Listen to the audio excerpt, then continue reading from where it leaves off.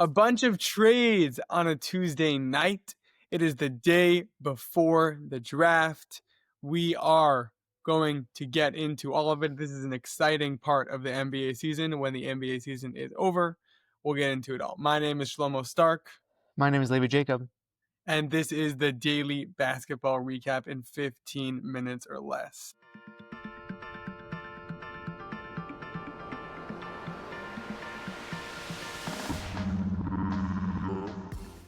Levi, Welcome back. You can make the case June and July are the NBA's best months when the least amount of basketball is played. Yeah. I don't know if it's a problem with the sport because I like it, but people care so much more about this than the actual games. Like, it's almost like I've said this so many times, but the games are a means to these weeks, right? We got a bunch of teams switching. You're like, oh, here we go.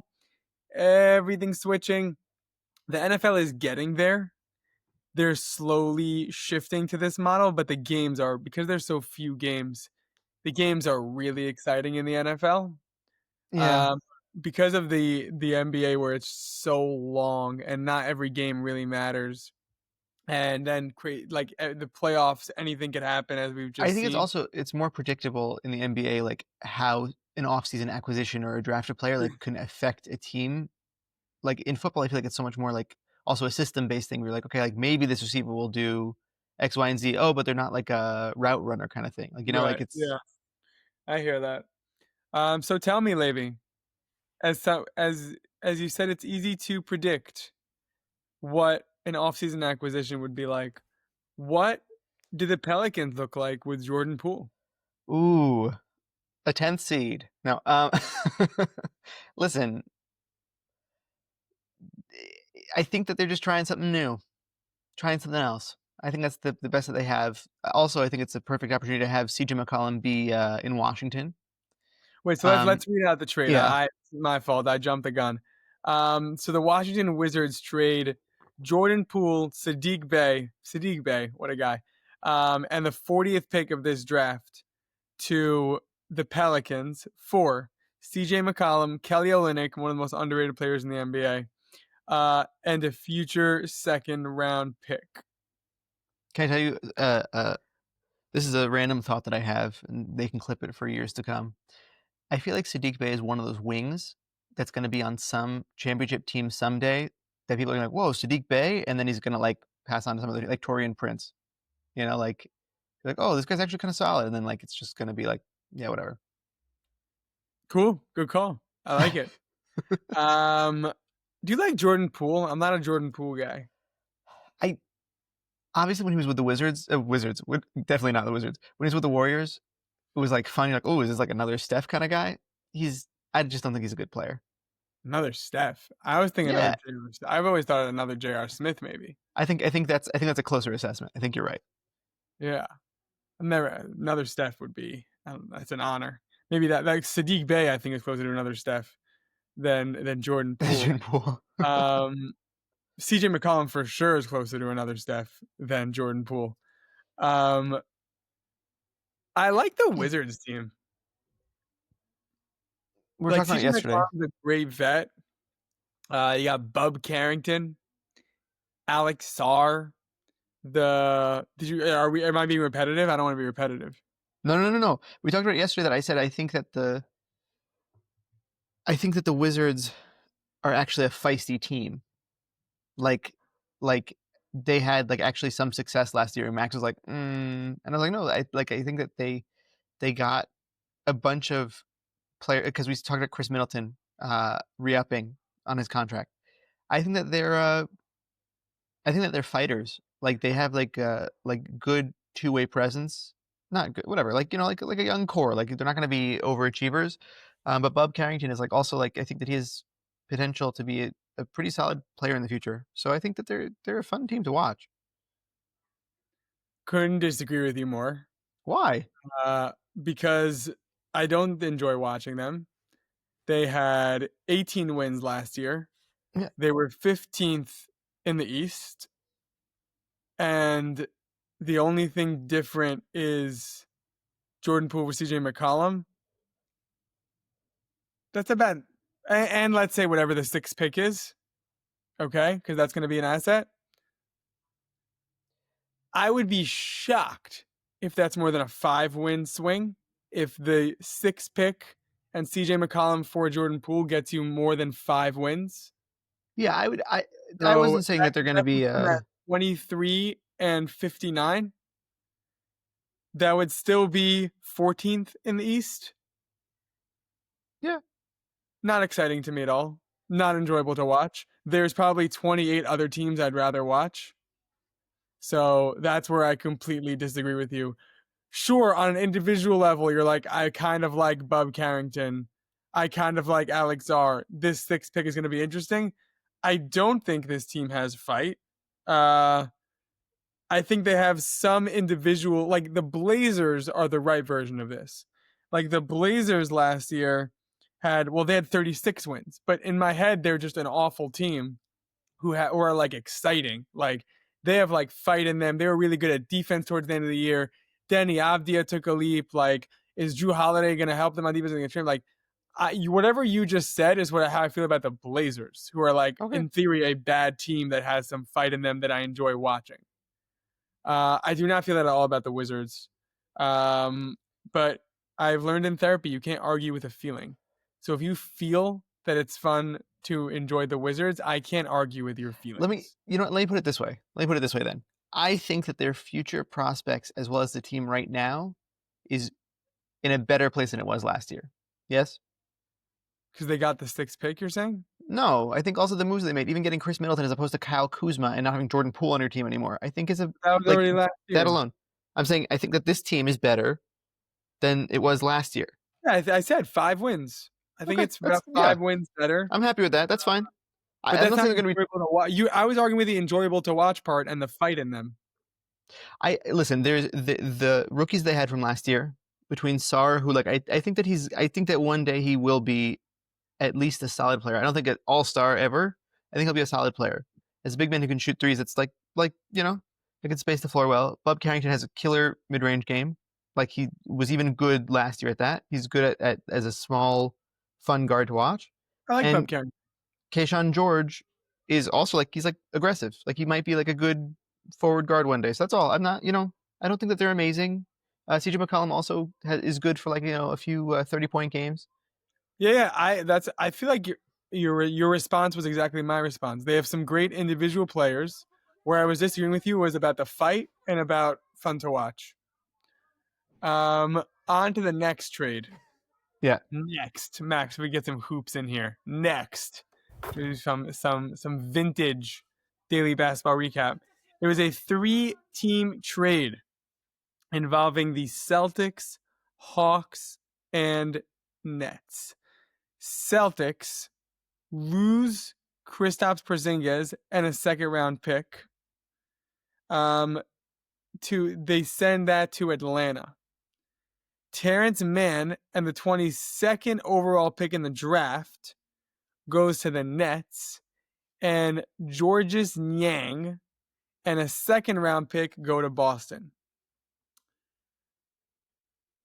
Great move for Atlanta. If I'm them, I do that every time. I feel like they just got Kristaps Porzingis for free. Well, one of the ways that they made it happen was they actually had a specific situation where they had a trade exception. That was the only way that they could make it happen. Otherwise, the money wouldn't have worked. They had a trade exception. I don't remember from who at this point, but that was the only reason they were able to get Kristaps. And it's literally it was like a flyer, Big win for the Hawks. Celtics, I'm getting the vibe with the Celtics similar to when they traded Garnett, Pierce, the only difference is they have a Jason Tatum who's definitely not leaving, but it's kind of like we've squeezed everything we can out of this roster. It's just a little bit different because it's more of a money thing than a aging thing. Like there was Garnett and Pierce and I'm forgetting who it was, Jason Terry. There was Rondo. There was a bunch of people in that trade. It was 4 Celtic All-Stars for the Nets draft picks that turned into Tatum and Brown. Now it's basically that, but instead of an aging, let's trade our aging veterans for draft picks, it's let's offload our assets for money so we don't have to pay taxes. Yeah. Well, also I think that meaning they're taking a gamble that these two players in Drew Holiday and Kristaps Porzingis in a year's time, 2 years time, will be worse than they were last year, which makes sense because they're older. And they basically cut what they would have to pay with luxury tax by about $30 million. Like this is like they managed to make it under the second apron. There's supposed to be a few more trades coming, I think, but Yeah, I can't imagine they're keeping Jaylen Brown. I don't know. I don't know if that's true. I feel like this is actually a Although, really good way to, yeah, huh? No one knows. nobody. Yeah, but yeah. But I'm saying I think actually that I think it's a similar situation to the Grizzlies, except for the fact that they're like kind of taking like a year buffer. I actually think that unless they get some kind of crazy grandfather offer for Jaylen Brown, I don't think that they do trade him. I think that they're gonna try to keep Derek White and Jaylen Brown. They're gonna probably trade Sam Hazard because he's making about I want to say like $11 million this year. Like there's like a few extra contracts on their books that they don't really need. They made a sneaky move in acquiring Georges Niang because actually after the trade deadline when the Hawks got him last year, he was like actually a good shooting big man. He helped them really space the floor, which is kind of replacing what Kristaps Porzingis did for them because he didn't really play much last year, unfortunately, because of who knows still. But this is Brad Stevens showing you that he's a very good executive, not necessarily head coach, but a very, very good executive. And these are like the necessary moves that you just got to make. Like he's not hesitating on things. He's just doing. So I'm very interested to see what they do moving forward. But I think also, by the way, Anthony Simons, like it could just be a fun, like it's again, like it's kind of like a flyer, because after next year, they can also just trade him. So I don't know. They're just not. They're kind of not committing to anything except for their three core guys right now, and kind of seeing where that takes them. Who's the third guy? Derek White. Yeah, he's so affordable, dude. I guess and Peyton Pritchard, but I'm like I'm more confident that the Grizzlies are looking to get rid of Shaw and JJJ than I am the Celtics of Jaylen Brown. But I think that the Celtics are just like cleaning shop here. Anyway, we'll find out. Next, wait, Kyrie. one Oh more yeah, note about that sure. is that they were saying that they think that the Nets Who's were they? trading some reports. I'm out on this stuff, but sure. Let's hear Okay, wait, what they. hold on. Listen to how Nets this would be. Okay, they got the 22nd pick. Everyone's like, oh, now they have 5 picks in the draft this year, right? 5 or 6, I don't remember what it is. And everyone's like, so they're obviously going to try to consolidate and get a better pick. And then there's some reports coming out that they're like, no, the Nets intend to draft all of these players. I'm sorry, I can't give that report. Like, I'm not laughing because, like, I've stopped believing random. I only believe like Shams and Windhorse. But the Nets would I do it. I can't. Like, they It's like might, but it's like, like when they reported. It's I'm like so angry at media now that when I hear reports say, I just turn off to whatever's being said. Unless it's something logical, like unless it's like, that's the Nets, man. no, this isn't that way. It's illogical what you're saying. Meaning it's a bit like I They can't. traded for Kevin Garnett and Paul Pierce past 35. This is illogical. I can't with these bits. I can't. Like, okay, and the Knicks are hiring Rick Carlisle. Like reports say, like I can't. Like I can't with these fake. What? They're not. They spoke to every other coach. Yeah, we know. Like I can't with these bits. Like I can't. Like I honestly, they drive me nuts. All Like right, only this is facts for you. what Only drives facts. everyone online. Just stop. Like stop reporting fake stuff. It's like not fun. Even Giannis tweeted like I miss Woj. Like honestly, I don't fully trust Shams.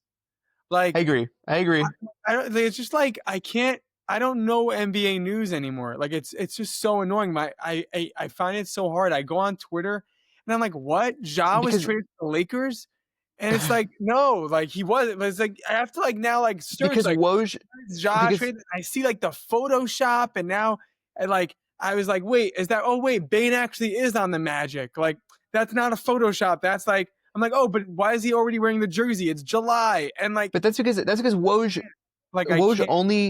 only reported like this happened. Shams is like, Baruch well, Hashem. the Nets might, it's one of That's what those. I'm saying.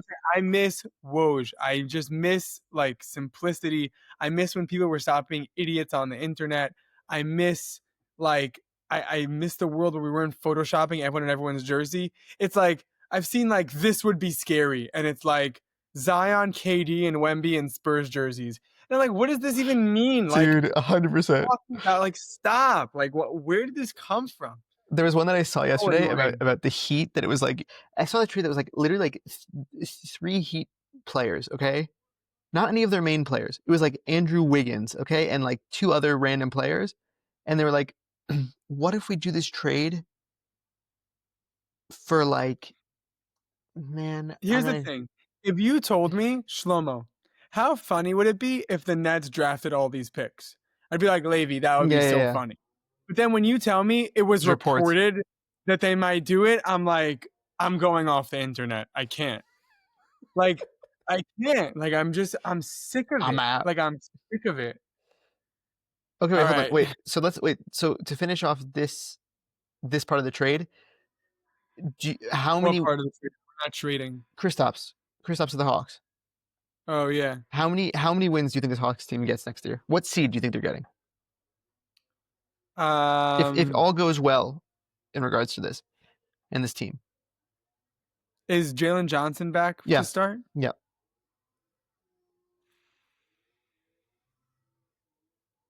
Probably in the 40s.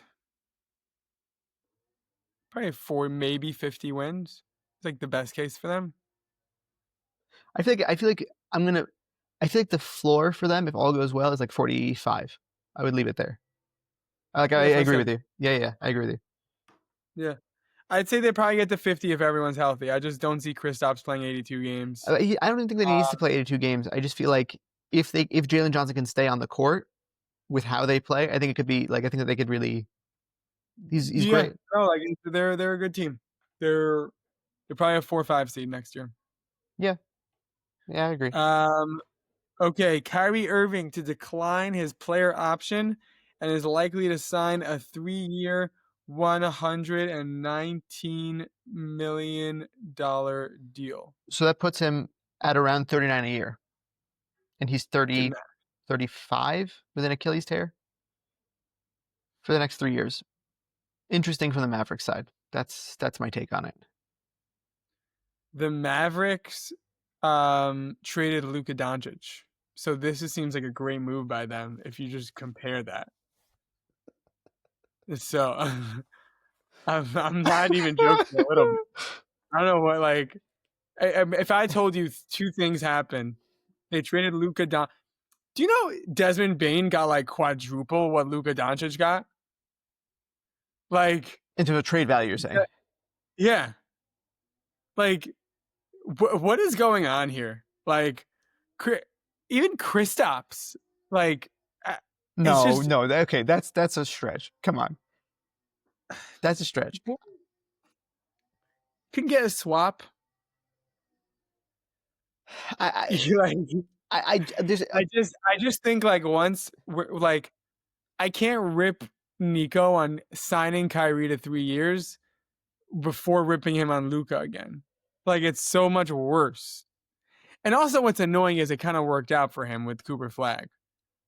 it's Is stupid. that he's like so like it's not like I don't think he's gonna get fired now. I don't think he's gonna get. But that's not like a GM Uh, thing. Do you know what I'm saying? That's what makes me the most annoyed. Is everyone's like, "Oh, he's safe now." No, it was a bad decision, and all they're gonna do is draft Cooper Flag, which is like one of the most obvious. Like, yeah, that's what you should do. right, but you don't fire your GM when your team is like whatever. Unless you're the Nuggets.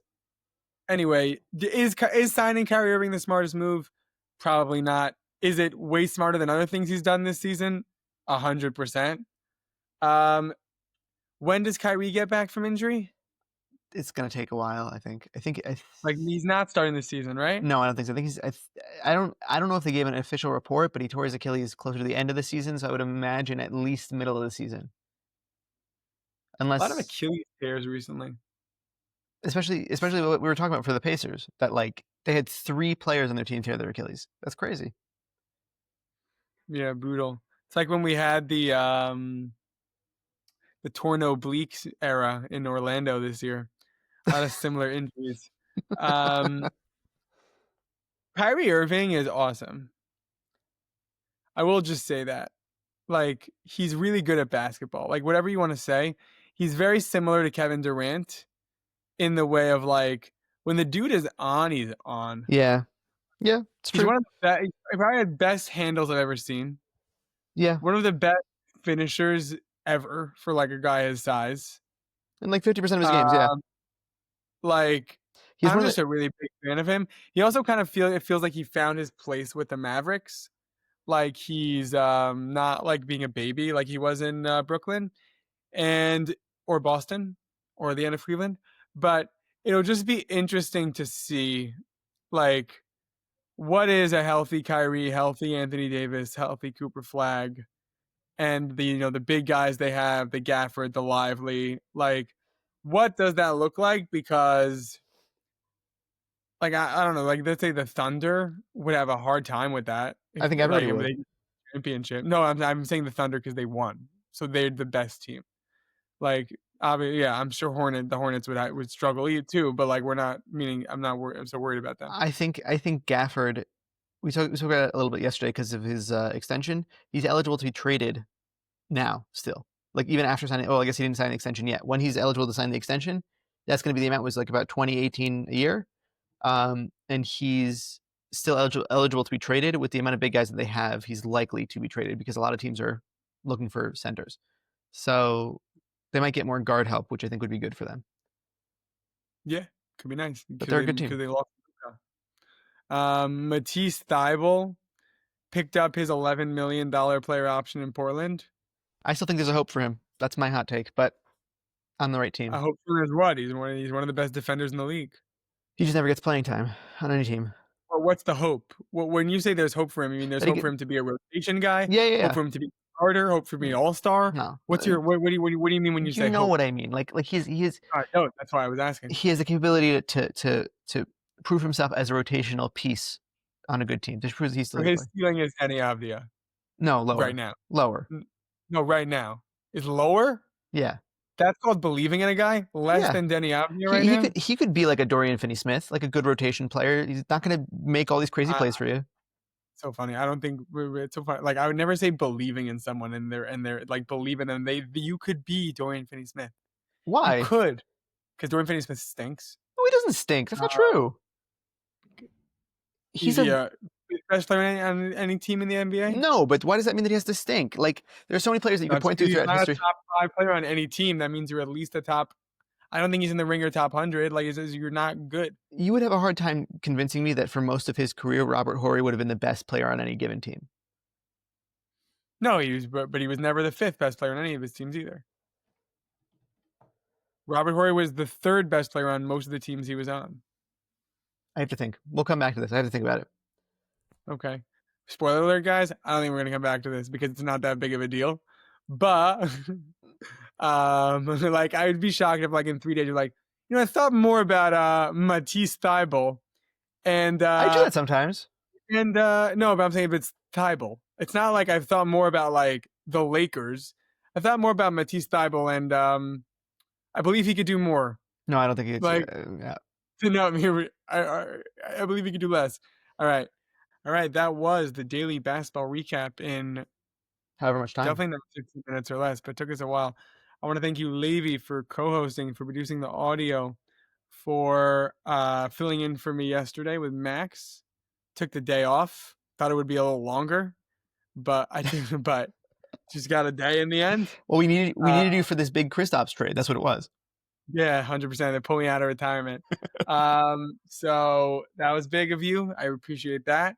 I really appreciate that you took the time in this pod to just talk basketball content, not say anything mean about Jalen Green, and just really lock in on the content that we have to do, and just not unload your biases about Jalen Green hate on here. I want to thank you, Max, for producing the video, and also filling in for me yesterday. Much appreciated. And I want to thank you for listening.